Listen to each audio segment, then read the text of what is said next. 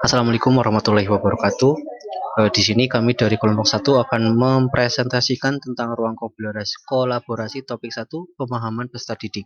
Di mana di sini kelompok kami terdiri dari Ade Tia Putri, kemudian Nanda Febriana Kamala Putri, yang ketiga ada Septiana Dewi Rahayu, dan yang terakhir adalah saya sendiri Fikri Yanuar. Di sini kami akan mempresentasikan ruang kolaborasi terkait yang pertama adalah kasus pertama. Bayangkan jika Anda adalah seorang guru matematika di kelas 7. Saat ini Anda hendak menyampaikan materi mengenai matematika sosial, yakni mencari nilai rata-rata. Untuk memudahkan peserta didik dalam memahami pembelajaran, Anda mencoba untuk membuat urutan atau langkah-langkah yang perlu diikuti oleh peserta didik agar dapat mencari nilai rata-rata pada sebuah soal. Anda meminta kepada peserta didik untuk mengerjakan soal yang Anda berikan. Hasilnya, peserta didik mampu mengerjakan dengan benar, sesuai dengan langkah yang telah Anda siapkan. Beberapa saat kemudian, Anda meminta kepada peserta didik untuk mengulangi soal yang sama tanpa melihat urutan pengerjaan soal, dan peserta didik mampu mengerjakannya dengan benar.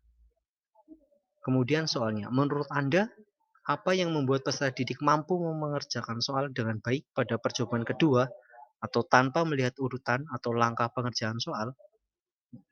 Jawaban menurut kelompok kami adalah yang membuat peserta didik mampu mengerjakan soal dengan baik karena guru tersebut menggunakan teori belajar behavioristik, di mana kegiatan pengulangan dan pelatihan tersebut berfungsi sebagai proses penguatan untuk mengoptimalkan kemampuan peserta didik agar semakin terampil. Dengan guru memberikan contoh kemudian siswa mengulang kembali melalui reaksi, maka siswa tersebut mampu merespon atau memahami tanpa melihat langkah-langkah sebelumnya. Kemudian teori belajar bioristik. Apa sih yang dimaksud dengan teori belajar bioristik? Di mana adalah teori belajar yang berfokus pada perubahan perilaku peserta didik sebagai hasil dari proses pembelajaran. Menurut teori ini, perubahan perilaku peserta didik disebabkan oleh adanya interaksi antara stimulus dan respon. Stimulus tersebut berupa lingkungan belajar peserta didik, baik bersifat internet maupun eksternal, sedangkan respon merupakan reaksi fisik terhadap rangsang atau stimulus yang diterima tersebut. Kemudian, ciri-ciri teori belajar bioristik. Di sini kami menerapkan ada 7, di mana yang pertama mementingkan pengaruh lingkungan, yang kedua mementingkan bagian-bagian atau elementalistik, kemudian ketiga mementingkan peranan aksi, yang keempat mengutamakan mekanisme terbentuknya hasil belajar melalui prosedur stimulus respon. Yang kelima, mementingkan peranan kemampuan yang sudah terbentuk sebelumnya. Yang keenam, mementingkan pembentukan kebiasaan melalui latihan dan pengulangan. Dan yang terakhir adalah memunculkan perilaku yang diinginkan sebagai hasil dari proses belajar. Kemudian kita lanjut. 2. Sebagai seorang calon guru dalam kegiatan belajar yang seperti apa metode di atas dapat diterapkan? Elaborasi jawaban Anda dengan menyertakan teori yang berkaitan. Di mana jawaban kami adalah metode pembelajaran yang cocok untuk digunakan pada proses pembelajaran di kasus ini atau kasus satu ini, yaitu metode diskusi. Karena di dalam metode tersebut peserta didik dapat bertukar informasi, menambah wawasan, dan bisa berlatih untuk saling menghargai pendapat sesama anggota kelompok. Selain itu, metode tanya jawab juga bisa dilakukan dalam proses pembelajaran kasus di atas. Pembelajaran metode tanya jawab dapat membuat peserta didik menjadi lebih berani dalam mengungkapkan pendapatnya dan berpartisipasi aktif dalam proses pembelajaran. Kemudian kasus kedua. Rina adalah seorang guru di kelas 1 SD. Sebagai besar, peserta didiknya belum bisa berhitung dengan lancar. Rina sedang memikirkan cara yang sesuai untuk membantu setiap peserta didik menyelesaikan tantangan belajarnya. Nomor 1. Menurut Anda, apa yang dapat Rina lakukan untuk membantu peserta didiknya sesuai dengan tahapan perkembangan usia?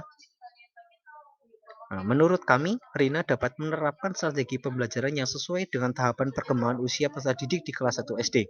Salah satunya dengan model pembelajaran game-based learning atau pembelajaran dengan bermain. Di mana game-based learning atau belajar dengan bermain adalah metode pembelajaran yang menggunakan game sebagai alat untuk mengajarkan materi. Dengan menggabungkan kesenangan dari bermain game dengan proses belajar, metode ini diharapkan dapat meningkatkan motivasi dan hasil belajar siswa. Kemudian, mengapa sih menyarankan hal tersebut? Elaborasi jawaban Anda dengan menyertakan teori yang berkaitan. Di sini jawaban kami adalah kami menyarankan hal tersebut karena setiap anak memiliki kecerdasan yang berbeda-beda. Rina dapat menyusun variasi aktivitas belajar seperti lagu berhitung, permainan angka, atau cerita matematika. Untuk menyesuaikan dengan gaya belajar berbeda-beda yang dimiliki oleh anak-anak di kelasnya, teori perkembangan kognitif Piaget menunjukkan bahwa anak-anak pada usia ini berada dalam tahap operasi praoperasional, di mana mereka cenderung belajar melalui pengalaman langsung dan konkret. Oleh karena itu, Rina dapat menggunakan alat peraga atau permainan matematika untuk membantu peserta didik memahami konsep berhitung. Kasus 3.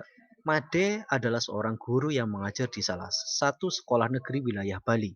Ia mengampu mata pelajaran bahasa Indonesia. Ia hendak mengajarkan materi teks deskripsi pada peserta didiknya. Pada buku cetak yang menjadi panduannya saat mengajar, terdapat beberapa contoh teks deskripsi menceritakan tentang bangunan-bangunan pencakar langit yang ada di ibu kota. Dengan memperhatikan latar belakang setiap peserta didiknya, Made pun mencoba untuk memberikan contoh berbeda. Dia memberikan contoh teks deskripsi tentang pantai dan makanan khas.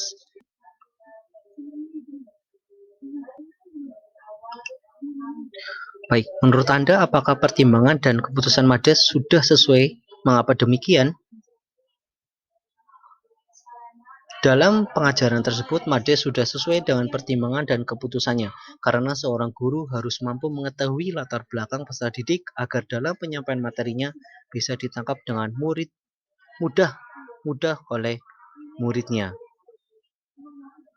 Kemudian karakter peserta didik diartikan sebagai ciri, tabiat, watak, dan kebiasaan yang dimiliki oleh seseorang yang sifatnya relatif tetap. Suatu proses pembelajaran akan dapat berlangsung secara efektif atau tidak sangat ditentukan oleh seberapa tinggi tingkat pemahaman pendidik tentang karakteristik peserta didiknya. Pemahaman karakteristik peserta didik sangat menentukan hasil belajar yang akan dicapai, aktivitas yang perlu dilakukan, dan asesmen yang tepat bagi peserta didik. Prinsip apa yang Made gunakan dalam kasus tersebut? Elaborasi jawaban Anda dengan menyertakan teori berkaitan. Di mana prinsip yang Made gunakan adalah prinsip relevansi.